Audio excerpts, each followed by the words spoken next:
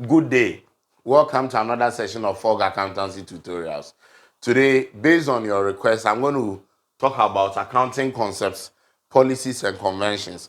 I'm going to talk about accounting principles, which are concepts and some are conventions that have been used or is being used over the years in the practice of accountancy. Now, some of these concepts are very understandable.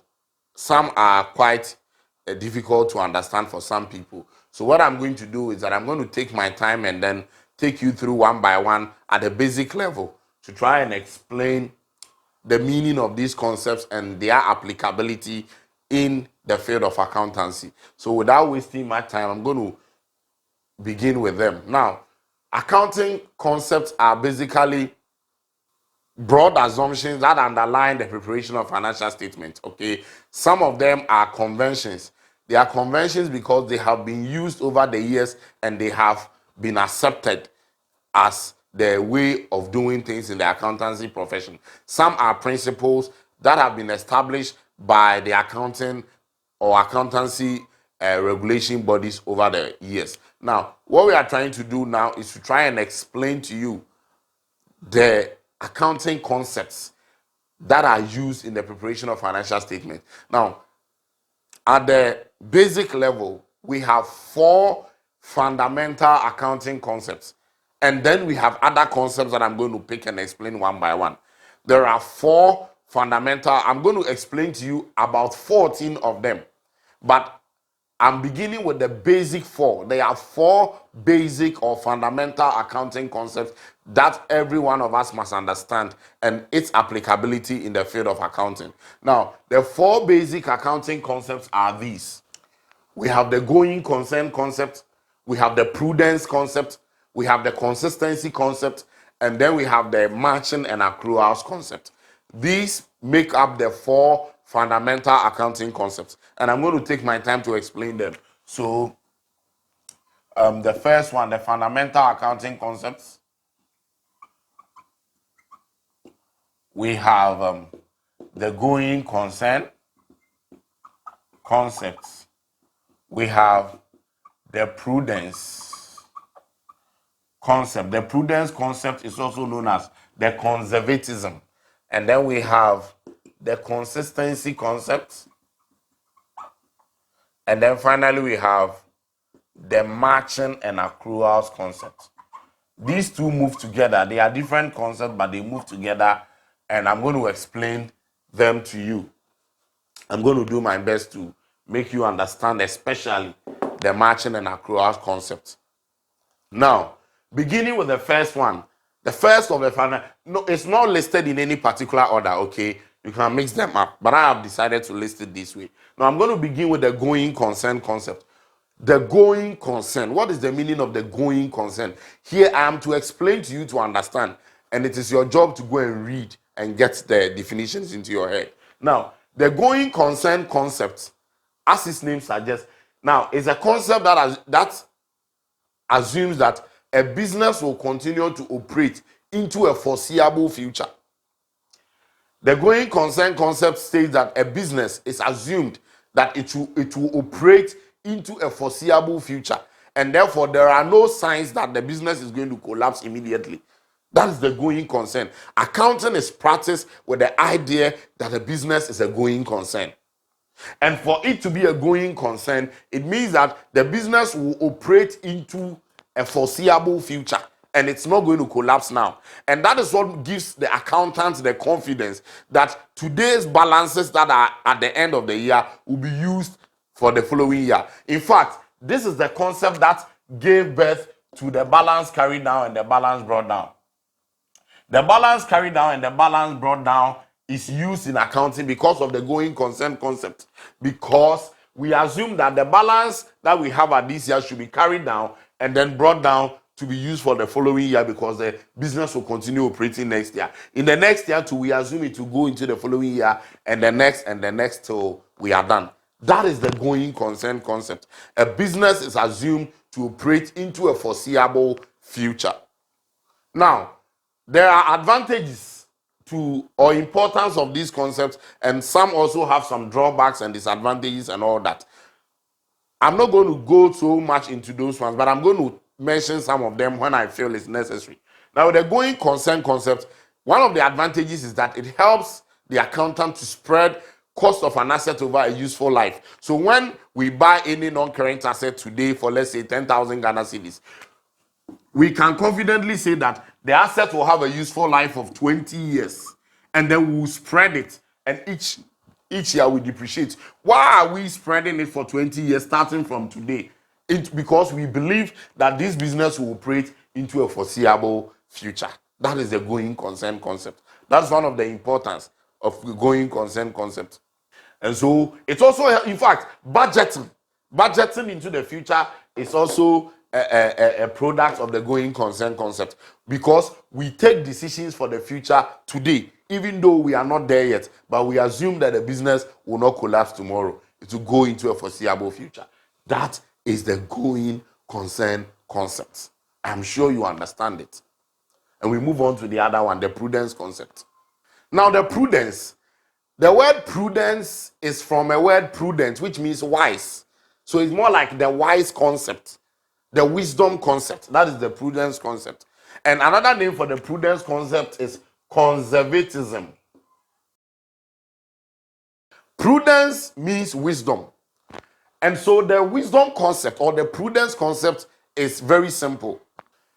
This concept states that in the preparation of financial statement, accountants should take into consideration all possible future known losses, but not include possible future profits. I repeat, that the accountant should incorporate any possibility of a loss in the future should be incorporated. However, we don't expect to incorporate a possible future profit. So in other words, we plan to mitigate losses, but we don't rejoice over expected profit. We always try to assume that it's not going to happen. That is why when we are budgeting, we overstate our expenditure, our expected expenditure, and then we understate the expected income. So that in case that the expenditure goes higher than we expect, we will not be at loss. At least we have planned for it. But we don't expect too much income, even though we know that we can get. That is why, let me tell you one applicability of the prudence concept. You have 10 people owing you. Each of them owes you $200. So it means that times 10, your receivables is 2,000. Nobody has called you to tell you they will not come and pay. But when you are preparing financial statement, you make provisions for doubtful debts. So you can say that, okay, what if 20% of them do not pay? Then you reduce it. Then in your financial statement, 20% of this becomes $400. You write it off as an expense to reduce your profits. Then you reduce the value of your receivables to 1,600. Why are you doing this? The prudence concept. You're only being prudent so that if truly some of them actually default, you are not going to be at a loss as a business because you have already made provision for that. But in case all the 2,000 is paid, you gain. But you don't assume that all of them will pay. So the prudence concept says that in preparation of financial statement, we always try to make provision for possible future losses, but we don't anticipate possible profits. We don't do that. That is why we make provision for doubtful debt, but we do not make provision for what do we call it? Doubtful creditors or payables. That what if they don't come and collect their money from us? You owe your suppliers and you want to make provision that what if I don't pay? We don't do that. But we rather make provision that what if the debtor do not pay? So we always expect to be making losses, but we don't expect to gain anything. So we have provision for discount on debtors, but we don't apply provision for discount on creditors. You don't expect that what if the supplier gives me a discount? We don't do that. That is the prudence concept. The concept requires that when preparing financial statement, accountants must take into account or consideration anticipated future losses, but not possible future profit. Now, what are some of the advantages of this prudence concept? The advantages are what I've mentioned, that we always make provision so that we don't get heart attack from shock losses, okay? We always, so that when those shocks come, we are already secured because we have already made provision for them. And that is one thing that is good about the prudence concept. Wisdom. You see, you are wise enough to make sure that you are preventing any shocks.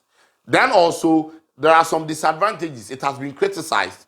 This prudence concept has been criticized that it gives the accountant room to create some hidden reserves and then put it in their pocket. For example, if I have expensed this 400 out and I know they will not pay, so when anyone picks the financial statement, they know that receivables are supposed to be $1,600. So assuming all the 2,000 come and pay and I don't disclose that 400, I take out the 400 and I pocket as an accountant, the organization will still applaud me for being able to collect the 1,006, even though I have pocketed the extra that came because we had already written it off. So there is a criticism that it gives the accountant the room to make some kind of secret profit somewhere, those kind of things. And also, it also ignores unrealized profit. So let us take note of that. But I think we are very clear on the prudence. Now we move on to the third one under the fundamental accounting concept, the consistency concept. The consistency concept. Now, what is the meaning of consistency? Consistency means doing the same thing the same way over so many years or time period. Doing the same thing the same way over time. That is consistency. So the consistency concept in accounting says that accountants should treat like items in similar way over the years. So like items of income and expenditure and whatever should be treated the same way for so many years. They shouldn't change the method of treating the same like items over the years. For example, if you are using the straight line method of depreciation for your motor vehicle, you are going to use it throughout its useful life, except there is a significant change that you can justify. Why are you going to use the straight line method in 2020 and then in 2021 the same asset you are using reducing balance method, and in 2022 you are using sum of the years exit, or you come back to straight line? There is no consistency in the way you are using your method. So accounting treatment of similar items should be the same from one period to another. Now, one importance of consistency, or the reason why consistency is important, is for the purpose of comparability. You cannot compare the financial performance of 2020 with the financial performance of 2021 if there is no consistency in the way you handle the treatment of your accounting items. So once there is consistency, it makes comparability very easier. So the treatment of your assets, so the way you treat your assets should be the same.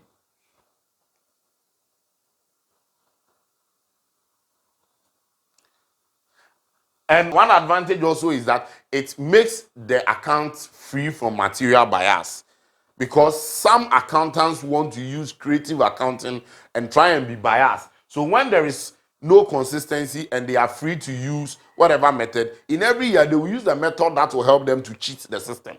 But once there is an agreed method of treating accounting items on the financial statement or elements of the financial statement, the elements are going to be treated consistently with the same method over years. So this is the idea of the consistency concept. And then finally, let's look at the matching and accrual concept. Now, these are two concepts in one. I'm going to explain the matching concept first. Then I will explain the accrual concepts. Now, the reason why the two are usually written together doesn't mean they are the same. You should be able to differentiate the matching concept from the accruals concept. However, they work together. The accrual concept helps to achieve the matching, and I'm going to explain them. Now, the matching concept.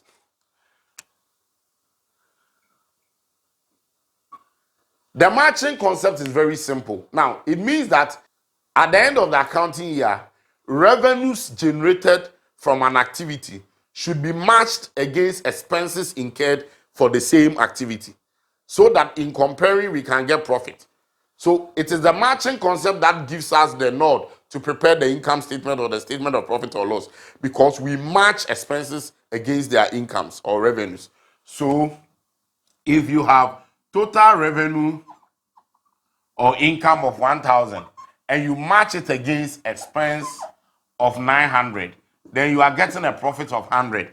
This is the application of the matching concept. So in preparing income statements, we are applying the matching concept, which says that revenues generated in an activity should be matched against expenses generated incurred from the same activity, so that at the end of the period we'll be able to ascertain profits or losses from the activity. That is the matching concept. Now, in applying the matching concept, we use the accrual basis or the accrual concept. So the accrual concept comes in to help us achieve the matching concept. So we apply the matching concept with the accrual. Now, the accrual concept is very technical. It means that accrual concept means that so you see, so let me say it this way. Now, accrual concept comes to guide us as to how to recognize revenue and expenses in the financial statement. We are only told by the matching concept that revenue should be matched against expenses. But how are we going to recognize revenue? And you know, recognition means you are incorporating it into the financial statement. So how are we going to recognize revenue? How are we going to recognize expense? It is the accrual concept that comes to help us. Now, accrual concept says that revenue should be recognized when it has been earned. Revenue should be recognized when it's what? It has been earned, not necessarily when cash is received. So it is earned, not received. So revenue should be recognized when it has been earned. Then expenses should be recognized when it has been what? Incurred. Not necessarily when payment is done. So here, the accrual concept teaches us the relationship or the importance of earning and incurred. And I'm going to explain the meaning of earning and incurred, which will help you appreciate this concept better. When we say revenue has been earned, this is the meaning. If I sell goods to you on credit and you have bought it, even though you have not paid, the organization has earned revenue.